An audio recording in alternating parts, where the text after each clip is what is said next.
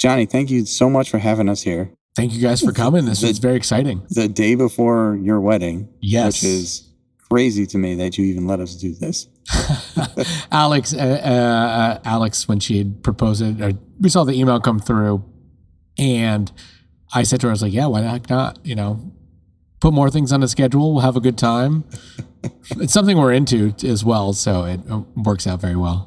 Yeah, and we, Scott was asking you, I think, earlier about the artwork, which is very towards that vein of Dungeons and Dragons, like Fantasyland, that kind of thing. Yes. So we had proposed the brand with the identity of it being a tell your own story line, and we would give you the names of the characters and the names of the places and the locations, and you as the consumer would tell your own story, trying to impose a Dungeons and Dragons-esque theme to it. And we found that a lot of, your general mass consumers are like, don't get it at all. And they're like, well, who is the Cursed King and who is the Savage Queen and what is Neptune's dagger? And what ended up happening is we decided to do it. We did a rebrand or a refresh of our labels very quickly into our company timeline. I think we launched in 2017, 2018. We came in with a whole new, fresh lineup. But from 2017 to late 2018, we had already developed 20-something brands. And I think we've only done about 14 labels to date. But we continue to keep telling the storyline. We continue to keep adding locations, places, people, you name it. And we do that with a different label format. But yes, the entire premise was Dungeons and Dragon-esque. That's awesome. Did you get any pushback or side comments when you kind of changed the vibe from what you were originally doing with your labels to kind of switching it up so it was more approachable from, I want to say the general public, but not necessarily the general public. But did you see any kind of people were like, what happened? No, actually, as soon as we launched it, we had gotten instantaneous positive feedback. Oh, okay. Yeah, it was from I believe we dropped Savage Queen was the first label we dropped. And then we dropped another one. It just kept continuously going down the lineup. But it was nothing but positive feedback. That's awesome. Yeah. So I remember we had Savage Queen way back. And it was just like the Armada logo, like your normal logo. Yep.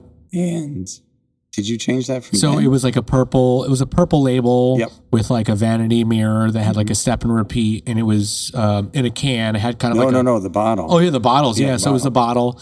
Yep, and they all kind of had the same similar look, right? Yep, they all had the same similar look. The icon, the icon was what had changed. Trying to make sure I remember. The icon is what changed, and we would change that sequence pattern off for each label. But it fell into a kind of an old school, Victorian, repetitive pattern in the background, while in front it kind of just showed the Armada logo with the Savage Queen name over the front. Okay. I don't have any of the original. I have the labels, but I don't have any original bottles. I'm not a hoarder. Yeah, we had a couple up until we moved about 2 years ago. We had a couple that were up on our mantle. To be fair, we are beer hoarders of beer bottles and beer art. Yeah, I don't hold on that. No, that's probably a good thing. So can you give us a background on how you guys started? I know you started at Overshores, right? Yeah, we started at Overshores. So Alexandra and I met 12 years ago. 11, 12 years ago. And it started off as a hobby. I was doing it in my household on the kitchen stovetop, destroying the kitchen stovetops. And we were renting these apartments too. Alexandra will say that I destroyed the kitchen stovetops more than I did, but I think I did a really good job cleaning up afterwards. Did you get your security deposit back? We always did. Then you were fine. Oh, there was one girl that we had. Her name was actually kind of repulsive. And we knew the moment we sent it, this lady's going to be a we knew it was going to be awful to work with her, but she was kind of a pain in the butt, but we didn't mind it too bad. That was the main place that a lot of the home brewing took place in. And I ended up moving a lot of the home brewing from the kitchen stovetop, growing it out from the 5-gallon kettle to 10 and 15 gallons. And that's where I really took it seriously at that time in that apartment. went from there, was entering in homebrew competitions at this time, having feedback from professionals and judges and telling you what you're doing good, doing bad. Also was working at a homebrew store in Chicago.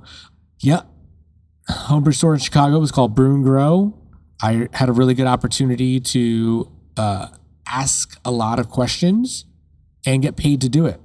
Yeah. So I got to work with a couple of people there that had a lot more knowledge than me, and also get to meet a lot of like industry professionals. Mm-hmm. Ray Daniels, Randy Mosier, Jeff. Oh man, I can't remember all the names, but there was a lot of people I got to meet in this time and question them, ask them. These are people who wrote books. Mm-hmm. I was reading the books, and these guys were walking through the door. I'm like, oh, you're this guy? Yeah. You know, I have a little homebrew question for you. Can you sign my homebrew book? Yeah, right. I do respect people as human to some degree. I'm like I said, I'm not a hoarder, so I don't like collect those. I don't. I couldn't collect it. You couldn't. But I know. Yeah. Were those the books that were like one book per style of beer? Yes. So the people. Those. Yeah. Those I never met like Stan Hieronymus and some of the other people, but there was a lot of these guys that walked through the store there. And Chicago was a major city. Yeah. And we would get people walking through all the time. Was a major city. It was a major city. Not like Shelton though. Yeah. No, not like Sheldon. So that's where my beginnings happened, and I had wrote up a business plan. Well, during this time I working at the homebrew store, I watched a bunch of smaller brands come to fruition. So 18th Street, Microphone, Beguile, Spiteful. There was a bunch of small like home brewers that were my customers that would like were making beer in our home, and they would progress into the professional realm. Let's call it that. Yeah. Yeah. So from there, I'm trying to think. Sorry, my brain is a little like brain farting right now. I was like, You got a lot going on. Don't worry yes, about I it. do. I do. have a lot going on. And I'm also trying to put it all back together. I tell this story. I used to tell the story a lot during the first like 2 years of the company, and I haven't brought it back. But yeah, I was a homebrew store manager. Watched all these guys progress. I saw that they did it, and I just asked them questions like, "Hey, what did you do to go from homebrewer to pro?" And a lot of them did it with their own money. Some of them got small investors. They started off as collaborative brewery spaces, and particularly Pipeworks was one of those places that had 18th Street in there with them. They also had Microphone Brewing in there with them as well. And so when I was writing my business plan, I had multiple different avenues to take it down. I was like, I'm going to start a brewery. It's going to be X amount of barrel size. I'm going to also, this is, if I can get $1 million, I'm going to make it this size. And this is how we're going to do it. Originally, the business plan was written for Chicago, and Alexandra and I had come to Connecticut for a holiday, Christmas, I believe it was. And we went around, we're like, let's go on a brewery tour. Let's go check out some of the places around here. Yeah. And we're like, Google, take me to the breweries. And there was like 4 results. We're like, Connecticut only has like 5 breweries, maybe 4 or 5 breweries. Yeah. Google's not a sponsor. Yeah, Google's not a sponsor. Sorry, use Bing. No, definitely not. DuckDuckGo, sorry. Yeah, DuckDuckGo. For sure. Anyways, so what time frame was this? this was early 2014. Yeah, there were not. There was not very many. many. There was. I want to say Overshores is brewery number 8. To Yeah. give you like Wow. example. I think we tell this story quite a bit because Scott and I and Aaron have been here quite a while. We remember when it was like 3 to 5 breweries in Connecticut, and that was it. Yep. Yeah, and then there was the rule that you couldn't actually drink at the brewery, so you can Right. only take out. So New England got around that by like doing these Friday nights at their place where they just gave out Final tickets. Fridays. beer, yeah. Final Fridays, yeah. Yeah, Final Fridays. But yeah, the beer scene here was dead. It was pretty much really, dead. It was draconian laws that Yeah. restricted the growth of an Exactly. industry. Seriously, And, yeah. Pure Two Roads, laws. when Two Roads came in, is who really changed the game. They came in with money. They came in with lawyers. They came in. We're like, guys, what are you sleeping on right now? This is a big industry. It's going to grow, and we have to give a lot of credit to them. Phil, the entire team over there, did a lot for our legislature to bring us up to par at the time. Yeah. Up to par. Yeah. They didn't. No one could ever foresee where the growth was. And as those laws were written, they actually, somebody, I don't know who it was, somebody when they wrote those laws made them very restrictive, even when they changed them. They're trying to like die it down. They didn't want to see the growth of it. Probably Big Bud money or whatever. AB and Bev. Sure, maybe. Let's blame it on somebody. Yeah. And all things. So we came out here, 8 breweries. I want to say it was because Overshores was around on that time. I think it was like their first year. Mm-hmm. Two Roads is where we visited. And at the time, I'll be honest with you, beer sucked. Beer sucked. My personal opinion is it's average. I think they make very good beer. And they make beer for a lot of big brands. So to like, if they haven't learned how to improve their beer by making beer for these bigger brands, then that's a big failure on their end. But they make hundreds and hundreds of barrels a year of really good beer. I didn't know that they were so involved in creating the craft beer market out here in Connecticut. Huge. That's instrumental. Well, it's very similar to what Dogfish Head did for Delaware. We talked about that. I think our last time we all got together, we did a Dogfish Head beer was the beer that we did. And one of the big things about Dogfish Head was that Sam Clagione went and changed the laws. He lobbied for that. Yeah, he had to fight for a lot. Yeah. There was a lot of early footage you can see when Dogfish came to be that they lobbied and were up there fighting for everything. He ended up being the president of like the Brewers Guild and whatnot. Yeah, and so exactly. Yeah, he definitely let's call the word pioneer. Mm-hmm. Like the growth of Delaware craft beer. And I think Two Roads has that stake in Connecticut because they were able to change the really draconian laws and bring them to where they are.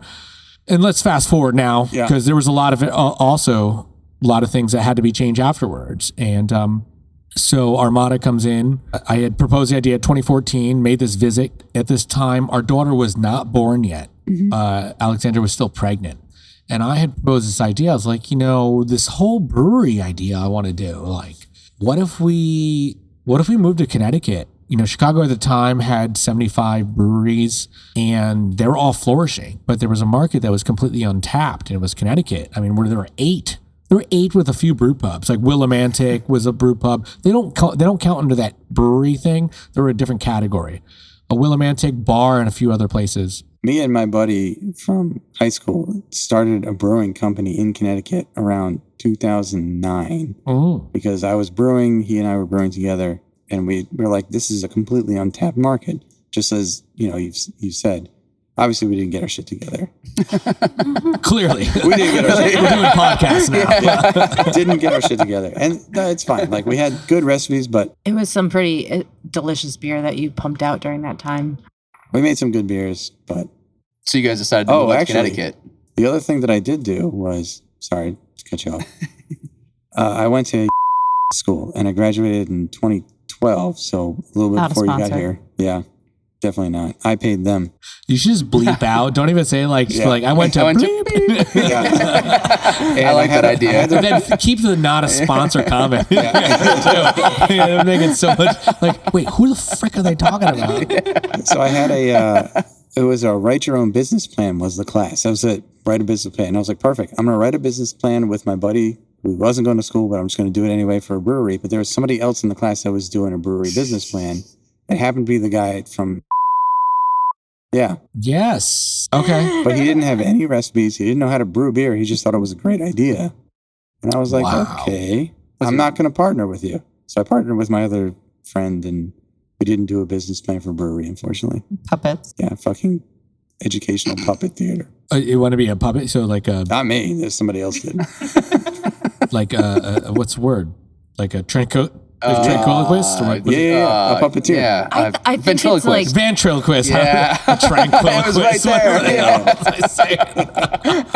Tranquiloquist. And that's about when I was like, I don't think I can do this. So we gave up on the idea. We shut the business down, but I have no idea what happened with that. I just got a A- in the class, so you'd be happy with that. Okay. So let's hear it. Moving on. Okay. Back to you. Yes. All right. So you migrated Chicago to Connecticut, which is absolutely wild. That's absurd. So 2014, the idea was like I seeded the idea, and our daughter was born November 2014. A year had passed, and we're now in 2015. Our lease was about to expire on our building, our apartment, and so I had said to her that like, hey, instead of renewing, we should really try and explore the idea of just what if we just move to Connecticut and get this whole brewery idea started? And she was down with it. She was down for it at the moment, and then there was a lot of discussions afterwards. Trials and tribulations. So we ended up moving back our lease ended 2016, and then we ended up moving from Chicago to Connecticut. And I came out here with just walking around to people, and I went to breweries. I was like, hey, do you have any space? I should back up. We moved here in 2016, and I originally started looking for places, but I was also looking for jobs. So I was walking around, and I applied for a couple of jobs at some breweries, gave them my experience, and bing, bang, boom. I got a couple jobs. I worked at one place. I don't want to name any of the places I worked at. I don't know if they want to take any credit to me or they'd be bashful of it. But anyways, I worked at a few breweries just while I was looking for places. I actually got fired from one brewery because I was trying to start a space and they weren't too happy with it. But that's in the past. But I kept looking for properties, and it was very hard to find what we were looking for. We wanted a brick building. There's something about a brick building. We could not find it in New Haven. I started working with economic development as early as 2016, introduced myself. I had a business plan, proposed it, and that's how I get to meet some of the individuals in the city. And so Alexandra had taken our daughter to Bulgaria for a trip. Her family's from there. And it kind of opened me up a little bit more time. I didn't have to do any parent work. I didn't have to do, I just had free time to do whatever. Yeah. So I kept going around, and I was working, but going around trying to find properties, and I could not find what we were looking for. I wanted to find a property. I was also trying to find investors, and I had, say, a couple grand, not much. Yeah. But I was trying to plant those seeds. And then I came to Overshores one day just to ask him. I was like, listen, we check out this place. I'm in the neighborhood. I'm going to check out Overshores. And I walk into this building, and it's 11,000 square feet. It's 11,000 square feet, and it's empty. Most of it was empty. And I'm looking around, I'm like, hello? Is anybody out there? And Christian, the owner, had been, he was on the brew deck that day. And I was just chatting with him, asked him the questions, told him about I'm looking for a property. I said that, I think I introduced myself. I was like, do you need any help? It's looks like you have a lot going on. I would love to help you out. I'm not looking for any money, just whatever. And during that time, I also had mentioned I'd also be interested in starting up my own brand. And then I kept showing up to Overshores. And then I told him the whole plan. I was like, hey, you have 11,000 square feet. What if I buy a fermenter? I'll make the beer. I'll pay for the fermenter. I'll install it myself. I'll do all of that. I'll pay for all that. Pay for the ingredients. I'll package it up and I just distribute it. And all you need to do is just take care of the paperwork. And he was like, no, I don't like the idea. No. I don't like the idea. And so I kept proposing. I was like, let's do it. And he's like, all right, fine. And this is weeks. Just shut up. Yeah, this is weeks after. And I don't think he thought it took me as serious until we showed up with a truck one day, and there was a tank on the back of the truck. And he was like, and I talk to him all the time, but I don't think he ever took me serious about it. And I showed up with a fermenter, and I remember I called a buddy that was a fellow home brewer, Bill, to hey, I have a fermenter coming to stay. Do you want to come and unload it with me? It's kind of I got a prize, So we brought it in, we loaded it up, and I installed it. I literally had to shut down his whole brew house system and tap into the the glycol, the cooling system. Added our fermenter in and did all this work, and I got it up and going. And I think Christian had a semi-heart attack in the moment, but I got it done. Made our first beer a couple weeks later. Had Justin from Bare Hands Brewing. They're out in Putnam. Justin was a guy that I was also a home brewer with. That I said, hey, would you like to come on down and make beer for me at 9 o'clock at night? And we're going to stay up until 1, and then you have to drive 3 hours home. Yeah. Whatever. Sounds like a dream. Yeah, no doubt. Yeah, but I think we all have that passion. That drive is let's get the thing out on the big system. So I made the first beer. I don't remember the exact date. Don't mean to interrupt you. What was the recipe? It was Curse King. Oh, okay. It was Curse King. Hell yeah. That was the first beer we ever made. That's fucking awesome. Cool. So we made that. And a couple weeks later, I had posted something online because we had a couple followers on Instagram. We were doing homebrew events and other things. Posted this thing online. And we said hey, if anybody is interested in helping us bottle, we have our first batch of beer coming out. I also reached out to a bunch of friends. I texted them, I was like, hey, I'm going to need some help. I don't know who's going to show up. We ended up having like 20 something people on the first day. That's awesome. Yeah. And I made, in that first day, I made so many like relationships because it was like, these people don't know who the heck I am. I don't know who the heck they are. Like 90% of them, I don't know who they are. Yeah. But they all showed up. My aunt showed up. Friends I went to high school with showed up. I don't know who my aunt is. A bunch of like random homebrewers. Yeah, you know, your aunt showed up. Yeah. So there was just a bunch of randos that just came to this event. And it was really fun because it was like a networking thing and it felt like communal. It was beautiful. It was like we were building this community. And so we made the first beer and now like I had to sell it. I'm giving you the long story, by the way. This is great. It's fantastic, yeah. So we had to go sell it. So I packaged up all this beer with all these people that I had no clue who they were, but I gave everyone beer. I was like, your payment for showing up is beer. Yes. Oh, I would have been there. That's the best reason to show up. They had the best reward. You know, they got cases of beer. And some of them have those bottles that you were talking about. Those bottles, yeah. We had like a process going down. Like we literally filled it by hand. 15 barrels of beer is so much to fill by hand. Like you don't understand. I was forcing these guys into like 10 hours of slave work, you know, to do it. But they believed in this dream, and I can't. There's not enough gratitude for them to this day. They believed in the promise of beer that you were giving. Yes, they were like, I just want to get drunk. If nothing else, yeah. Yeah, as we do in our journey. We did have a few people walk out on the whole entire session, but I bet, I'm done with this. Yeah, fuck this shit, Grandma. All right. I'm making pierogies. I'm done with this. So it's labor of love. Gosh, we ended up cracking it up and I had to sell it. And I tell this story because it's one of the most like impactful stories. Like our daughter has been part of this brand from like the day it started. No doubt. And she was there on bottling days. So was my soon-to-be wife, you know, Alexandra. We've been together for 12 years. They had been there. They watched us happen. They were supportive. But Skylar was there on the bottling days, and she was like one. Like she barely could walk, and now they're hanging out. And during the day, Alexandra would go to work, and then I would take care of the kid. And then when we started the brewery, now I would take the kid and go sell beer. So I would put Skylar's car seat in the middle of the crosstrack with like cases of beer next to her. And then we would go around to the stores, and I'd go around to the stores and I'd be like, hey, can you buy this beer so you can feed my kid? You roll down the window. Hey, is that kid in there? I gave him the sob story the entire time. But in all seriousness, she did go out. Actually, she was there for the first like 6 to 8 months of like beer sales. She was there in the car. We would drive around. I filled the car because I didn't know how it worked. I was out self-distributing. So I could show up to accounts. I just took people's word. I was like, hey, we're this brand, blah, blah, blah. Here's my beer. Pay me in 30 days.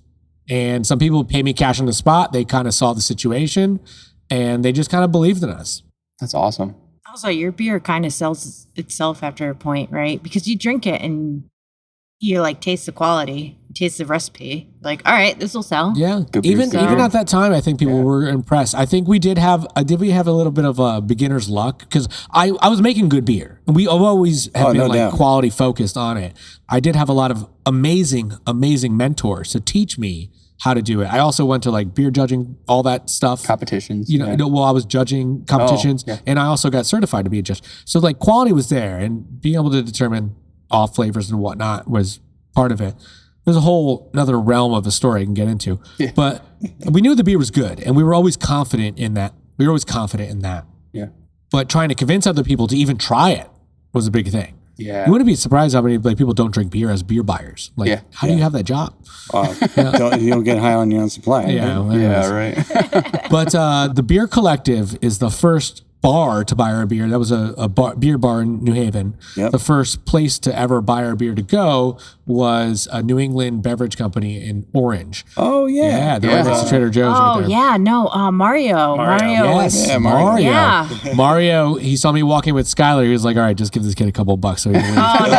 Mario. That kid looks hungry over there. Yeah. I was skinnier back then, too. So we all know Mario is probably, I don't know where he's at right now. Mario he's a is great probably human cost me thousands and dollars of extra beer purchases. So walking we into we that all store. separately know Mario from our own walks Really? in life. Yeah, from walking into that store and he just like he sees you and he's like, you're a beer lover. He's a And people And then person, he too. directs you to the beer that had walked in the door and he loves. And he like his soft voice and his soft Yes. demeanor. Hey, I have this stuff in the back. I I'm have- only selling it to people who know what's up.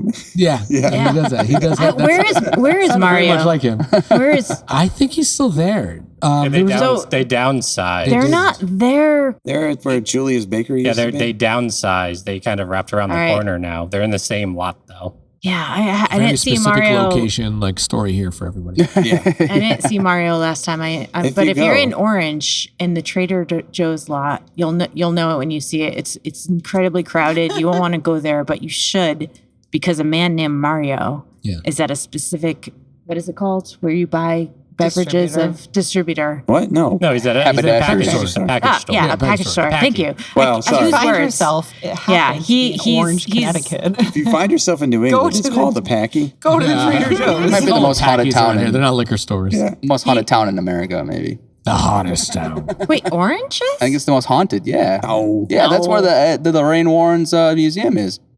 There's a bunch of haunted shit in Orange. Yeah, their house Totally. is here. Annabelle was here. It's until in they Orange, died. Connecticut. Yeah. So I Well- think that's where Anyway. I bought my first Armada was with under Mario because I think he was pushing it right around that time. Yes, that would make. Yeah, I mean, Mario was a huge supporter of us. Mhm. Yeah, absolutely, He's a supporter of humans. he is. Anyhow, so that's how it started. Yeah. And that just kept going. And then we got like a first employee, and then Mike ended up being like a brewer and coming along. I feel like I was talking about I was talking a story about earlier today about Mikey. I thought I was talking to you about it. It's just me in my head. Anyhow, we got a few employees, and it grew and it grew and it grew. We're self-distributing. We ended up buying a truck, getting employees, and just continued to take out debt and continue to grow the company. And pandemic, I feel like there's a lot to cover in that point, but I'm just going to kind of skip to like today. But you guys saw how it started, and that's really the start. So before Yeah. you got this place, I think it was 2018. Was that show? Mhm. My band had a show down at The barracks. No, the space. Oh, At yes, outer space, yes, yeah. yes. I had them do a tap takeover of Armada. Then you came and you were the MC for the show that night.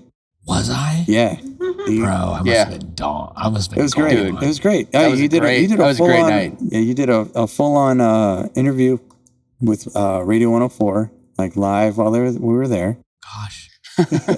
Dude, so things like this, I was like, I don't remember. I mean, I'm sure I was appropriate. No, you were great. Okay, you were yeah. awesome. You were awesome. Obviously, Yeah, and it's such a blur. I think everybody but her was at that show, and Marlo. yeah, Marlo. Sorry, I was out of town. I Sorry. know, I true. know. But we were all at the show, and whenever I think of doing something that supports the local thing with beer, you are always the first guy that I think of. Oh, that's very kind words.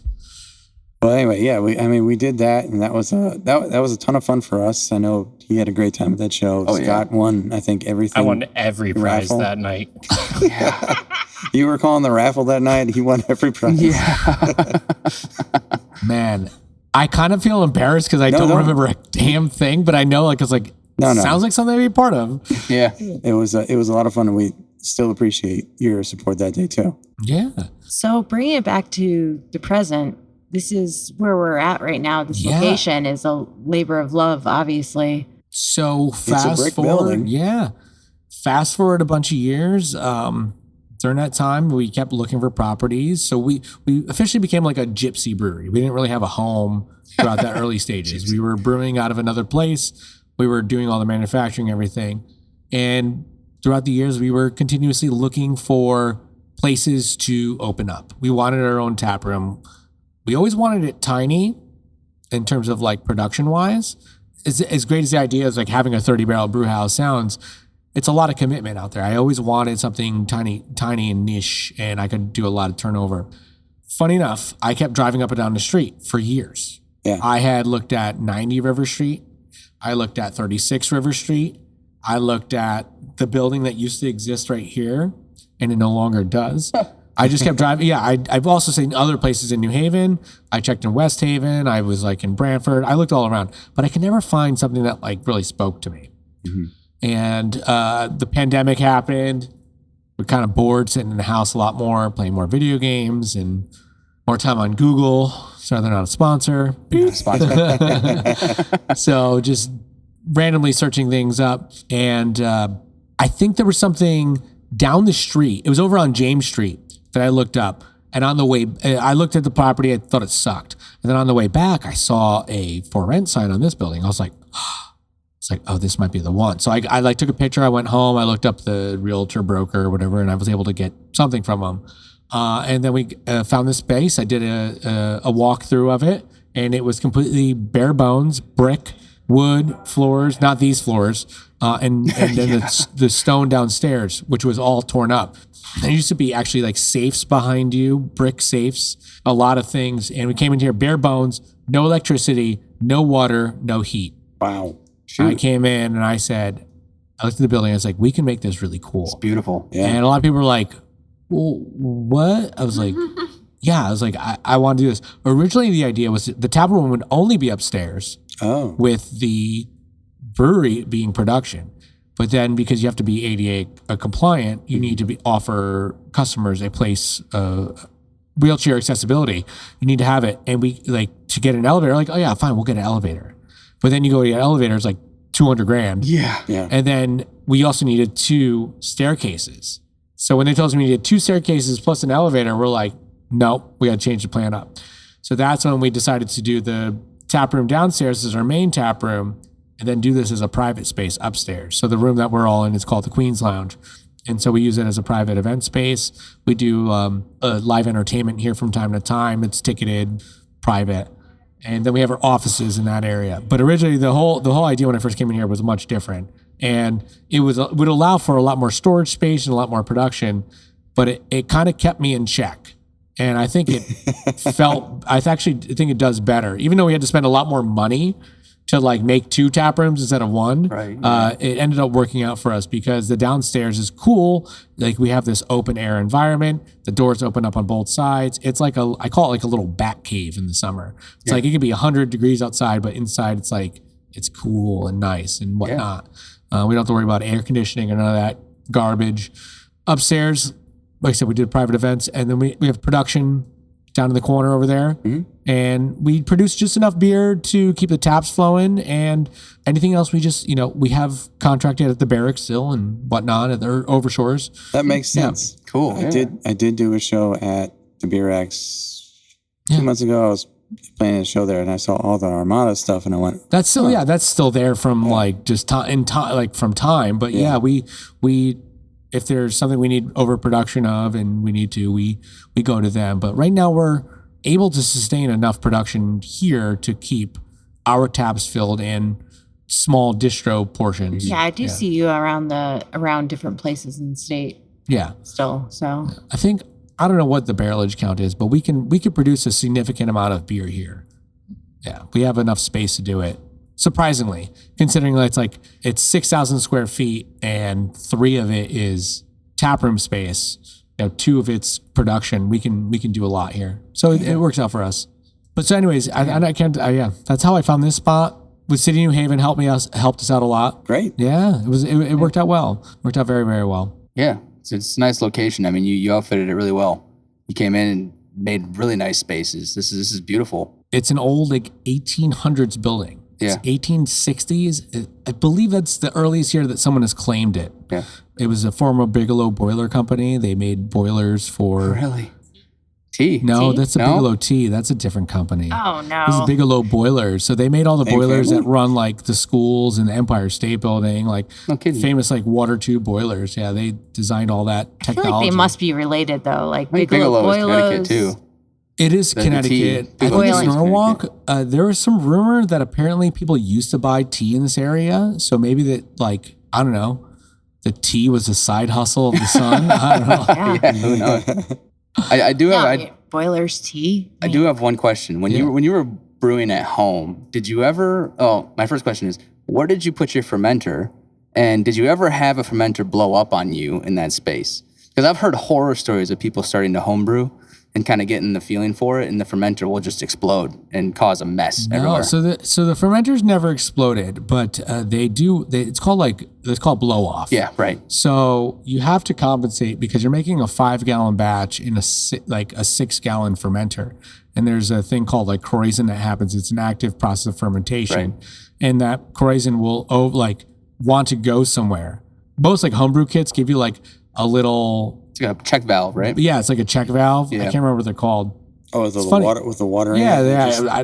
It's a water tube something. I can't remember what it's called. Forgot the name of it. Man, I worked at a homebrew store for freaking 5 years. I can't remember any of the equipment. We're just testing you, honestly. Yeah, I know. Yeah, have that piece, you put it on top, but that thing gets clogged like right away. So what they're talking about is the pressure would build up because that thing would get clogged. And it would blow the lid off of the fermenters. For sure. Yeah, I just never went with that route. I just went with like a glass carboy with a big, like I kid you not, like a 1-inch tube into a bucket of like water. Oh, Yeah. okay. Oh, Yeah, we smart. just never went that route. We always went with like those. There's like big fermenter. They're called carboys.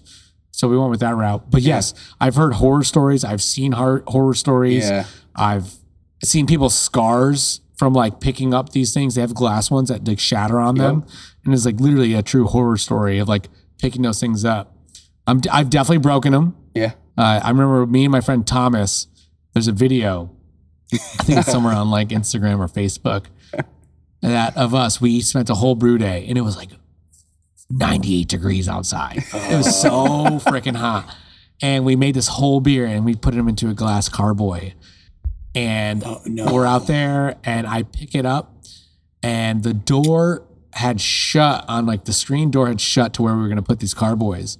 And so I was like, oh, well, let me just put the carboy down real quick.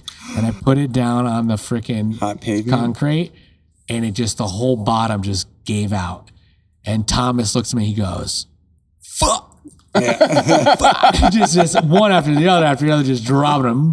Like, shit. Boom, boom, boom. And so I was like, oh God. I was like, I'm so sorry, dude. Like, I don't know what to tell you. Like, I didn't mean to do it. He's like, we just spent 6 hours, and it's funny enough, we filmed the entire thing. Yeah. And we had a GoPro. We were like fooling around. We were like doing things. And we had this great day. And we filmed the moment that it broke. And just like, I'm just carrying, I have the GoPro like on my head or whatever. And it's like, I was like, oh, blink. And like that little, it's like there must have been a little pebble on the ground. Yeah. Just shattered an entire glass carboy. But I was holding it by a handle. So like the handle was still in my hand and the carboy just Gone. dropped. The orange handle that like Yes, wraps little around. orange, yes, it wraps around it. Just completely disintegrated the entire thing. I was like, whoops. And then there's footage of me later taking because he was pissed. He was clearly pissed off.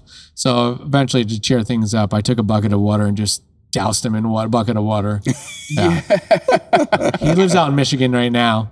He's a great kid. Me and him worked at the homebrew store together, but yes. Anyways, glass carboys. Don't do them. Jeez. Yep. Homebrew nightmares. Wow. Yeah. That should be a podcast. Homebrew nightmares. Homebrew nightmares. Horror stories. Sure you can hear them all. Probably start a Netflix special on it. Not a sponsor. Dude, those days, glass documentaries and carboys everything. are sharp. Yeah. That's thick. It's like half-inch glass. Why not just use a bucket? Like, why would you use Because the glass people are like, carboy oh, over a you're bucket? going to pick up chemical, it's I guess, yeah, the chemicals plastic and plastic overtaking, and whatnot. yeah, I yeah. get it, but That's Yeah, fair. the problem is like once you score the plastic, then you get like possible contamination Yeah. points too. Yeah, it's very that makes difficult to sense. clean. Oh, That's yeah. true. Yeah. Contamination points. Is that something I should worry about in D&D? Contamination. Contamination points. Yes. Well, I appreciate you guys coming on through here. And, Yeah. No, we thank you very much. So for I having do us. have one last Yeah, let's question hear though it. before you head out. What would you say is your flagship beer at this point? Good So question. the Savage Queen Double IPA is by far the biggest selling beer that we make. Next to that would be our Mermaid Cove IPA. And then from there, it would be Neptune's Dagger and some of the other like seasonal brands that we make. Big yawn. All my best friends are hopheads is be like the fourth. So that's a collab we made with Beard Brewing. It's like a perma collab. We just keep pushing it out. It's a reference to Less Than Jake. People like it. They get it. I got that. All my And Yeah, they love it. People love that beer. And originally we thought it was going to be a one-time thing. And they were like, oh, we'll make it a second time. And then they're like, can we get more? And we're like, oh, we'll make it a third time. And then just kept going and going and going. And then finally we're like, I talked to beer. I was like, yeah, I'm just going to make it all the time. They're like, yeah, whatever. It's a great label. It's great branding. Like, why waste it on just a one-time release? So No doubt, yeah. that works out well for us. I guess to kick off that, what's your favorite beer that you brew? That's a tough question, I feel like, because you got to have a little bit of love in all of them to a certain extent, right? I mean, there's beers that we make that I don't ever drink. Yeah. So it's just, I'm not into that. I like to drink in session. I like to be able to drink all day. I like to be able to drink a lot with my friends and family. And sometimes people question me and they're like, dude, like, you've had like 4 of those. I'm like, yeah, they're 3%. Yeah.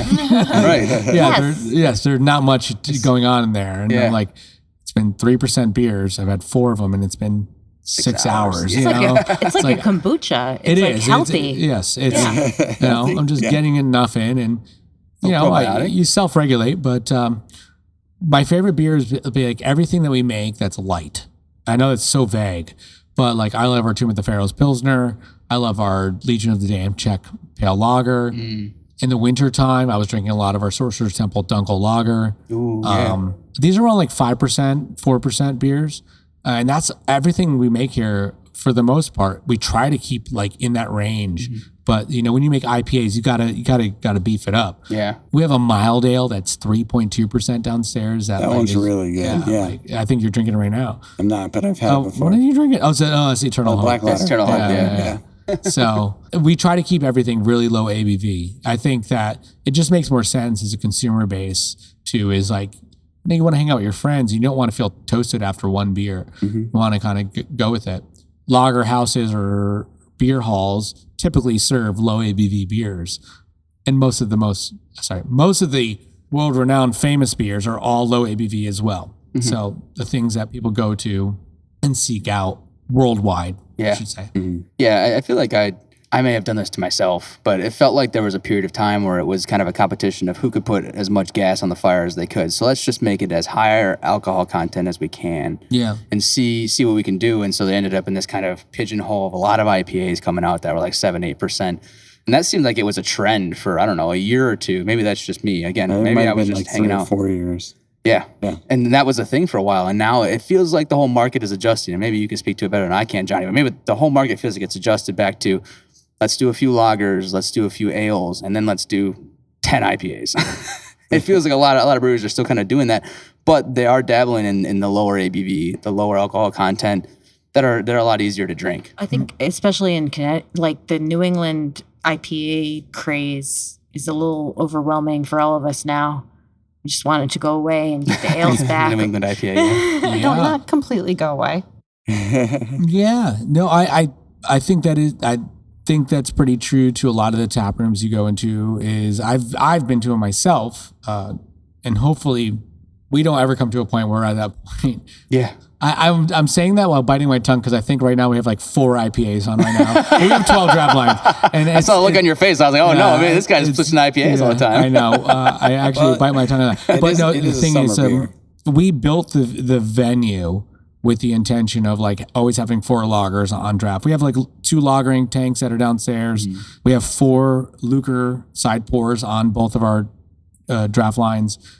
We always saw the intention of having a lot of low ABV lagers or even like English style beers to be on draft. Love that. And so you're catching us at a kind of a weird time of this interview because now I'm thinking about, I'm like, I just put on the 4th IPA the other day, and it wasn't an intentional loop around. Is because that's like we have like a West Coast IPA on. We have a New England IPA. Then we just have like a Midwest IPA. And then we have a black IPA, which a black IPA isn't like, a big popular beer, but we have it. It was just a collab we made. And, it's absolutely love that beer. Delicious. Those are my favorite IPAs are like black IPAs and that kind of stuff.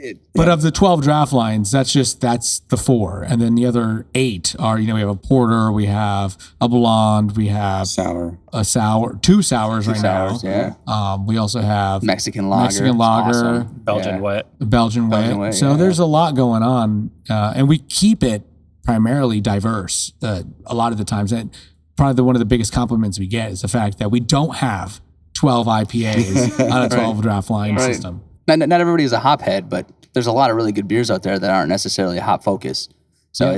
it's great that you guys have such a variety. It's awesome. Yeah. A lot of good beers. Thank you. It's Thank you. it's a wide world. You got to have a lot of variety. Any other questions? Do you have any questions for us or? I don't have no. Thank you so much for having us. Like, actually, thanks for We're thinking not like, having yeah. fun. We're not that interesting. I have a question. What's your favorite character of all of your characters? So the Copper Scrolls character is Farah. She's an archer and she's also a hunter. She's kind of like my version of like Lara Croft Tomb Raider. Yeah. But like the Tomb Raider, Lara Croft is a lot like more sexualized. You know, she's like this badass. She's kind of like a split of, is it Scarlet? Who's the one in Hunger Games? Katniss, Katniss Everdeen. J Law. Jennifer Jennifer Lawrence? Lawrence. Yeah. So she's like a blend of like Jennifer Lawrence meets like Tomb Raider. She's my favorite character. I don't think the label speaks enough to that character identity. I would like it to improve more, and maybe we'll do a revamping of it. But Farah was her name. We have a whole name for her and everything. We're like, but she was supposed to be like, it's called the Copper Scrolls, and she was supposed to be like the huntress, you know, and maybe we'll give her a new identity or keep her, because Copper Scrolls is a brand, but she just happens to be in that photo. And I think what we'll do is we're going to just do a whole thing where we make an entire just beer for her called, like I said, the Huntress or something else. Yeah. Yeah. I like that. Yeah. I mean, she's my favorite character. The Knight's Executioner is pretty badass. You got that one over there. I plan to order that artwork when I refinish my office. Yeah, that'd be a good addition. The Knight's Executioner, actually, all of them, they all have a little bit of love in my head. But I think Farah is my first love because she came out before a lot of them. I think in the world of D&D, she would be a rogue, right? Maybe? Love rogues. Right? Rogue Ranger hybrid, probably. Yeah, something along that realm. Yeah. She's the rogue. Are you a rogue? A rogue, yeah. I love it. Good stuff. Yeah. Yeah. Well, like I said, thank you again for having me. No, thank you for having us. Yeah. Yeah. All right, sure. You're welcome. Anytime. Just let me know when you want to The eve record. of your wedding. Yeah. I'll go focus on that, and then on the next one, I'd be down to join in for a sesh. Yeah. Yeah. But that sounds We got great. to have the crew fly in though. That's fine. Yeah. Yeah, we're not going to We're do happy no. to do that. We're actually very good about doing this virtually. Yeah, Should see the setup. really? Yeah. Yeah. Okay. We got No, cameras, no, Discord. Yeah, but we got everything. Bring him Yeah. in. Hell Bring him yeah. in. Bring him in. Yeah. I love it. We'll fly in. We'll figure it out Yeah, we'll do it. within reason. Velo. That's awesome. Yeah, Velo. Yeah. Right to New Haven. Not a sponsor. Not a Not a that's sponsor. right. Maybe a sponsor? I don't know. Beep. Well, thanks again, y'all. Yeah, thanks a lot, And Johnny. Congratulations. Oh, thank Yeah. you. Yeah. Have fun. Enjoy and, tomorrow. We're gonna party it up. yeah. Yeah. I love Thanks, y'all. Johnny. Cheers. Yeah. Thank you. Cheers.